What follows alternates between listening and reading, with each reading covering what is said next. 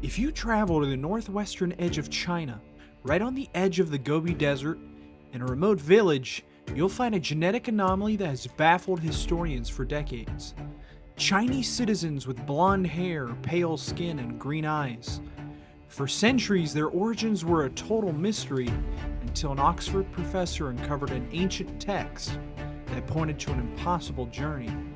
A Roman army, 40,000 strong, marched into the desert and was destroyed. But some of those soldiers didn't die.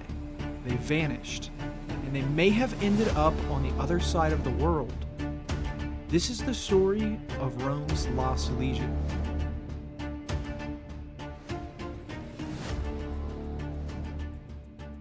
Imagine being the richest man in the most powerful state on earth, but craving more.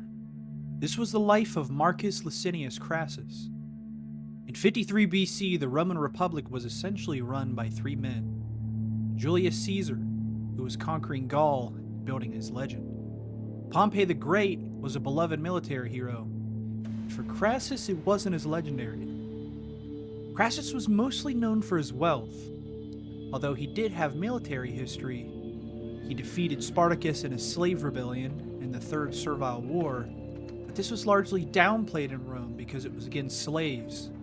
To make matters worse for Crassus, it's believed that he may have had a grudge against his contemporary Pompey, as Pompey arrived at the end of the Third Servile War to mop up small escaping forces and took credit for winning the war. Crassus had all the money in the world, but Pompey took what he still didn't have: glory. And that aided him. Blinded by the pursuit of legend, he needed a significant military win, and he knew just the place to gain his fame. He set his eyes on the Parthian Empire. He chose the Parthians because Rome considered them soft, barbarian-like, inferior, easy conquest with enormous wealth. A local chieftain, Anomalies, fed Crassus intelligence that confirmed everything he wanted to hear. The Parthians were weak, the campaign would be swift, glory was waiting. Trusting Anomalies was the beginning of the end. He had no idea what was waiting for him in the desert. Without official support of the Roman Senate, Crassus funded his own army, 40,000 men. It's estimated that Crassus spent almost 1 billion in modern currency funding his army. So they set off. They staged out of Syria, spent the winter readying troops, and by early May they crossed the Euphrates into Mesopotamia. 40,000 men marching towards the town of Carrhae on the word of a man they shouldn't have trusted. They didn't know it yet, but Parthian scouts had been tracking their march for days, and the Parthian general Serena knew exactly where they were headed. Crassus' arrogance, however, sealed their fate. King of Armenia, Artavasdes, had twice offered Crassus a safer northern route with tens of thousands of reinforcements. Crassus refused both times, instead trusting Anomalies. He led his army away from the Euphrates and straight into the open Mesopotamian steppe, flat, exposed, and perfect ground for enemy cavalry. And Anomalies, he was working for the Parthians the whole time. By the time the Romans reached the plains near Carrhae, they were exhausted, dehydrated, and strung out across miles of flat, open ground. This was the worst possible terrain for a Roman army. Roman legions were built for close combat, shield walls, organized infantry grind. They needed hills, choke points, something to anchor against. Instead, they got a table-flat killing field with nowhere to hide. The Parthian general Serena was waiting for them, and he had a nasty surprise. The Parthians didn't fight like anyone Rome had faced before. Their army was built around two things: horse archers and heavy cavalry called cataphracts, riders covered head to toe in armor, with their horses armored too. The horse archers would ride in circles around the Roman formation, firing arrows endlessly. The Romans tried their usual approach, lock shields and wait for the enemy to run out of arrows, except Serena had planned for that. He brought an entire camel train loaded with nothing but arrows. The supply was basically endless. The Romans were pinned.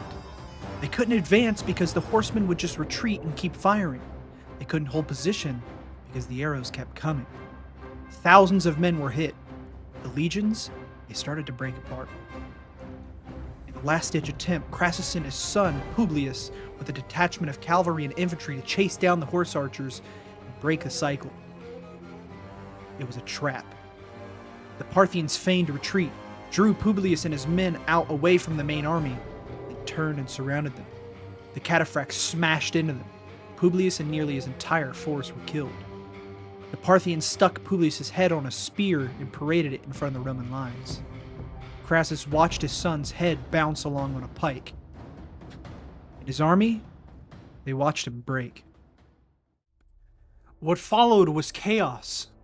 The Romans tried to retreat back to Carrhae under the cover of darkness. Some made it, many didn't. The wounded were left behind. Over the following days, Crassus attempted to negotiate, but during a meeting with Serena's officers, a scuffle broke out and Crassus was killed. The exact details are murky. Plutarch says it was a confused struggle over whether Crassus would be dragged off to the Parthian king. Either way, he died in the dirt, far from Rome, far from the glory he wanted so badly. The numbers from Carrhae are staggering. Out of 40,000 men, about 20,000 were killed, and 10,000 were captured. The rest scattered.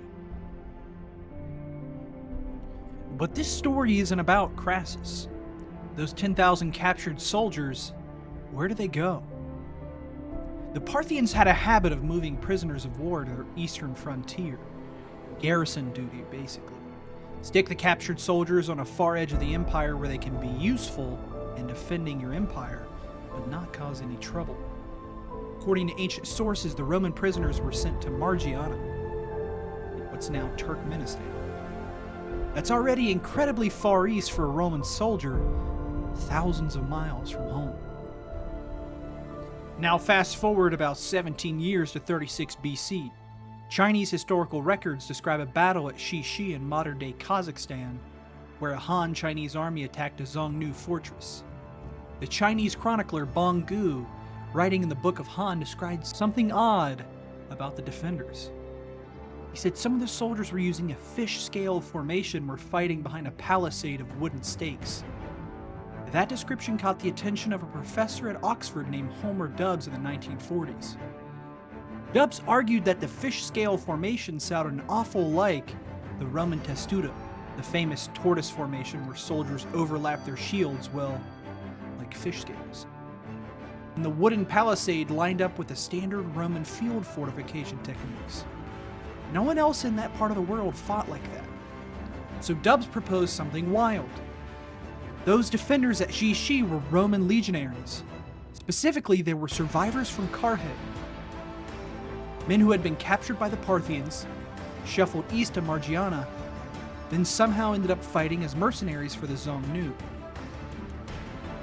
After the Chinese won the Battle of Zhizhi, they took prisoners, and according to Dubs, those Roman soldiers were resettled in China itself. Now, not everyone buys Dubs' theory.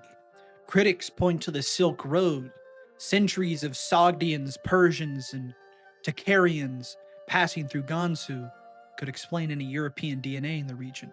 And Bong Gu never actually calls those soldiers Roman. Dubs made that leap himself. But here's what the skeptics have to sit with. There's a town in the Gansu province of northwestern China called Liqian. The name is interesting because Liqian is believed to be an old Chinese transliteration of Legion, or possibly Alexandria. Dubs believed this was the settlement where the captured Roman soldiers were placed. And then there are the people who live there today. Some residents of Liqian have green eyes, blonde or light brown hair, distinctively non-Han features. For a remote village in China, sitting on the edge of the Gobi Desert, that's hard to ignore. DNA testing in the early 2000s found that some Liqian residents carried genetic markers far more common in European and Central Asian populations than in typical Han Chinese. About 56% of a tested sample had some degree of Caucasian ancestry. That made headlines around the world. Maybe that's the Silk Road, maybe it's the Sogdian traders or to Carian settlers. But none of those explanations account for why in this one town, this specific town that sounds a lot like Legion, has that concentration when the villages around it don't. Crassus marched 40,000 men into the desert. 20,000 died, 10,000 were captured. The Parthians moved those prisoners east. 17 years later, a Chinese historian describes defenders at a Central Asian fortress fighting behind wooden palisades in a formation, according to Dubs, matches the Roman testudo. That description is in the Book of Han. And in the same region of China, a village named after the Latin word for legion has residents who, to this day, look nothing like their neighbors. No single one of those facts proves a theory, but take them all together and you're stacking coincidence on top of coincidence on top of coincidence. At some point you have to ask yourself how many coincidences you're willing to accept before you start calling it something else. Crassus never got his glory. His army was destroyed, and his name became a warning about what happens when ambition outruns judgment. But even if part of Dub's theory is right, then some of his soldiers survived in the strangest way possible. They never made it back to Rome. They made it to the other side of the world. They settled in a land they never knew existed and had children who would never know the word Roman. But something survived. Something in those green eyes, staring out from faces on the edge of the Gobi, it still doesn't quite belong. Maybe that's the real story. Not that Rome lost a legion, but that the legion was never really lost at all. Thanks for watching that video. Please subscribe if you enjoyed it. These videos take a long time to make and I'm a small channel, so like, subscribe, leave a comment if you enjoyed it or you have any suggestions, and I appreciate it. There's some other videos that I have if you want to watch more.